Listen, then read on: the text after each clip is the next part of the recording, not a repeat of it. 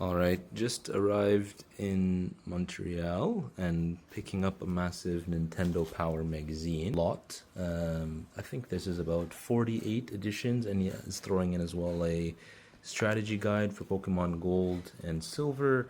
A lot of really cool titles in here, obviously up to GameCube. Some of the more notable ones, for example, there's the Star Wars Volume 173 with the Eon ticket, but it has been used, as you can see here, it's been removed. Very cool. Then some of the other ones from 64, Pokemon Stadium, Smash Bros. Really, really nostalgic. As he was mentioning, he took better care of them as they went on, so, obviously there's a bit of wear as we get over here, and then it starts to get cleaner and cleaner, and these conditions are really nice. Some of these I might even want to frame, to be honest. They're just put them in the game room and yeah, hang them up on the wall. All right, thank you, Alex, for this deal. All right, finalize the deal with Alex here. All the magazines boxed now, and then we added a few more games: WarioWare on the GBA, Chrono Trigger on the DS, Heart Gold, CIB with the Pokewalker, Pokemon Diamond. There's a Pearl inside there actually, and then we got the Game Boy Advance complete in box. Some loose games here as well. Fire Emblem, Kingdom Hearts, Pika Pika. a couple of Pokemon loose, a Game Shark, link cables and stuff. Yeah, awesome. All right, so I've taken everything now back to my in-laws in Montreal, put some things in order to kind of do some processing. Some of the things I'm going to keep in my collection for sure. Some of the things I just pulled aside to talk about in a quick video to tell you guys what to essentially look out for when you're on the hunt for Nintendo Power magazines.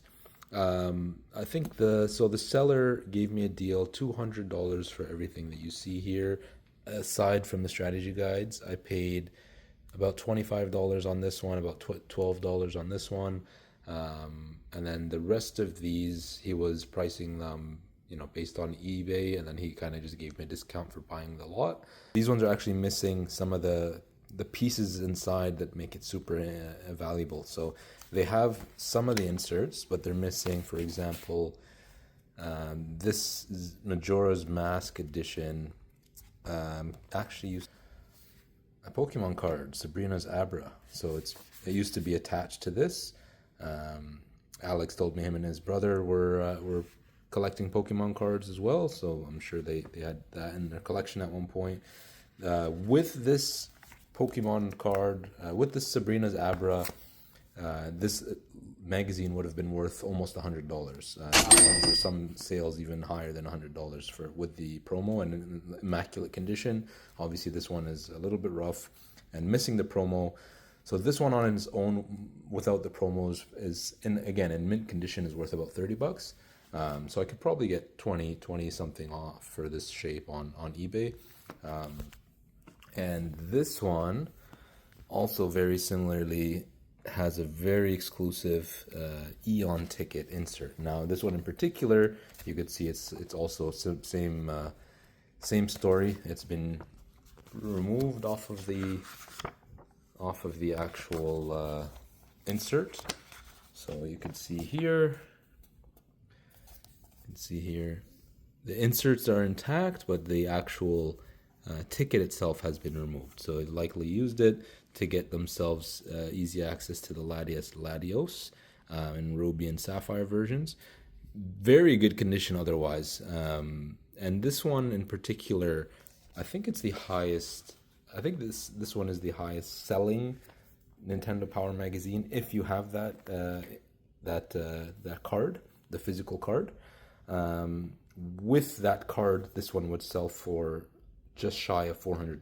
380 Canadian dollars the last sale. There's 360, but you're in that price range. You can see it's also very clean condition, but missing that card, this shoots all the way down to like a $30 magazine as well. So, but still, very, very cool pieces there. And then finally, I just want to show off some of the ones that I'm definitely going to hold on to. I can see if I eventually get them in better condition, but this one was from the original Pokemon Stadium on N64. Again, he mentioned like growing up with N64, He's about a year older than me, so you know, N64 he wasn't as careful with the guides. You can see even these are the edition after. So this is edition 136. This was okay. So this was edition 130. A couple editions later, 136. The gold and gold and silver. I had them all in order, but then I took out the ones that I wanted to keep, which are mainly the Pokemon ones. And I am potentially picking up another large lot from Steve.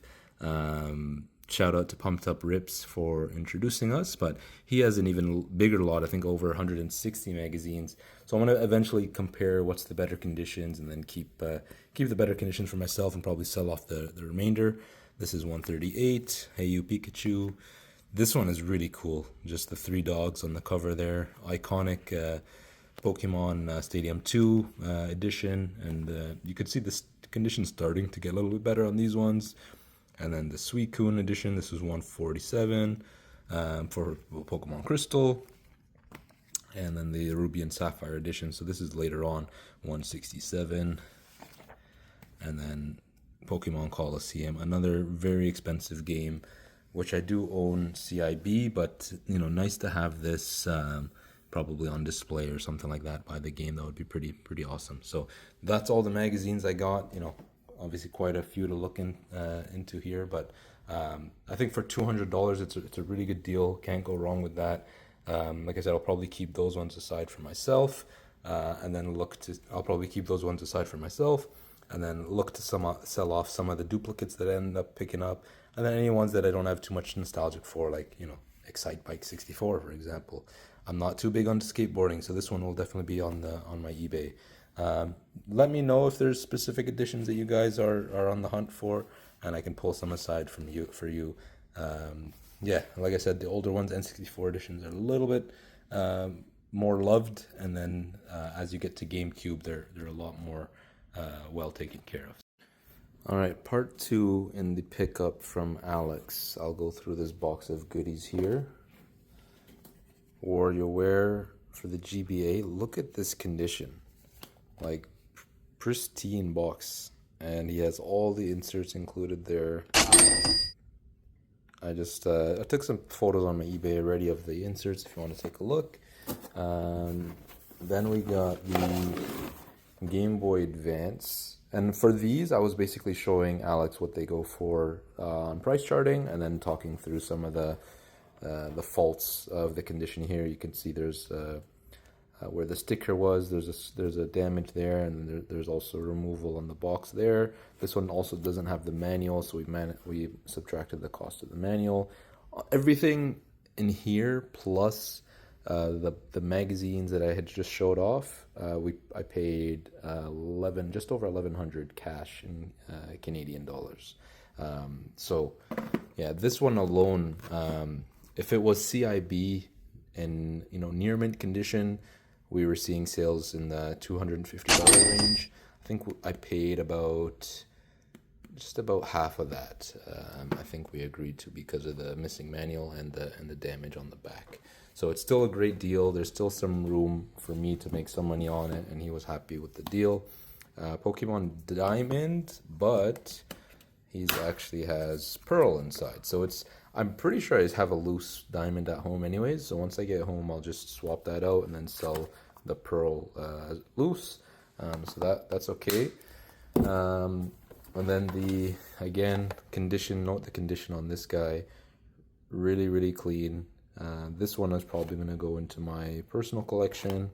I do have another box which isn't as it has some wear and tear on it, so I'll probably just swap it out with this one.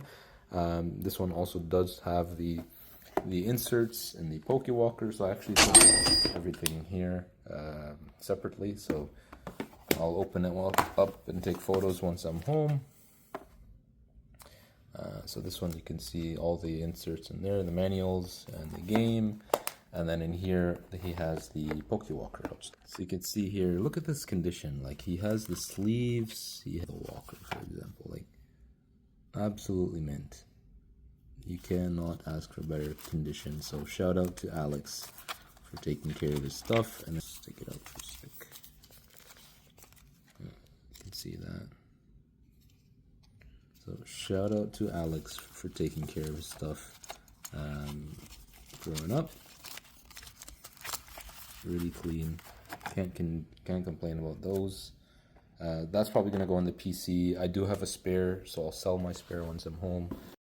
You can see it even has the manuals for the PokeWalker as well. So 100% CIB.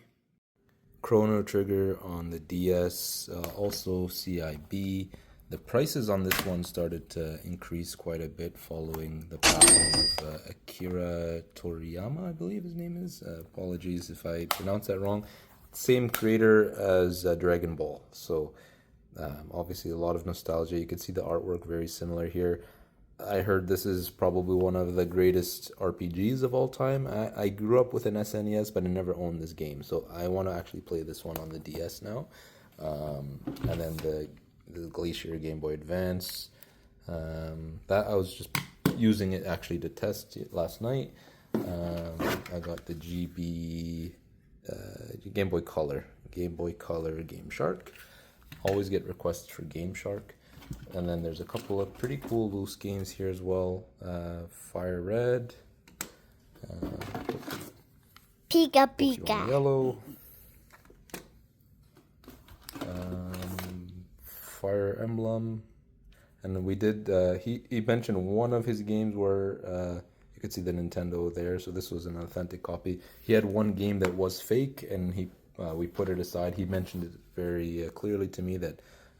There was one, and we confirmed it didn't have the Nintendo. The rest of these are all authentic, so you can even see typically Fire Red. The way to tell is if you have that window pattern on the back there, then you know you're good. If there's a bunch of like circular chips along the back, then that's definitely a fake reproduction copy. Shining Soul, Atlas title, Kingdom Hearts. I love that game growing up. Never played it on the GBA though. I played on PS2. Final Fantasy IV. That's one that was very nostalgic to him. Yu-Gi-Oh on the GBA as well. You know, pretty cool titles. Nothing insane. He even threw in this thing, which was cool. This is a port to the Game Boy SP so that you can attach your headphones, because they didn't actually have a headphone port on any of the Game Boys. And then in here, I'll just show you real quick 3 of these like kind of link cables, I guess, to the GBA to GameCube connection. So for games like Pokemon Colosseum, Four Swords, Final Fantasy Chronicles, and then this one. This I actually had never seen before. This is like a link cable to connect multiple systems to one. So pretty cool stuff. Like I said, I paid $11.40, I believe, in total. So you know, this stuff is worth a little bit more than that. I think we were pricing it out item by item, showing him what they go for on price charting, showing him where I need to be. I was around 60 to 70% on most pieces. Some of them a little bit higher, like you know, this one I offered a little bit higher. Due to the condition, you know, that's going to be a personal collection item, so often like to give a little bit higher if I'm keeping it for the PC as opposed to reselling, just so that the buyer's aware that it's going to be loved as well. And I'm purchasing some of the protective casing from Evo Retro, as I'm now a authorized retailer for Evo Retro, so I'm getting some of the cases there, some of the cases for these guys, and yeah, some of them will be listed. Let me know before I throw it up on eBay if there's something that caught your eye. We can work out a deal offline. But yeah, that's what's coming back with me to Toronto. So finally, here's everything that I picked up from Alex. Again, went with the intention of grabbing this for $200 plus a couple of these. $237 was the agreed price here. And then I ended up spending $1,100 somehow with all of these goodies. Thanks, Alex, for being super easy to deal with, and for taking the time and patience with me to go over all the pricing, so that I didn't have to drive back. That would have been a little inconvenient, but yeah, overall he was very great to work with. Like, I'm just stunned with the condition on this guy. If this was a Pokemon game, I would have probably sent it for grading, to be honest. But yeah, thanks everyone for watching. happy Canada Day for those who celebrated already, and happy 4th of July for those celebrating this weekend. Take care.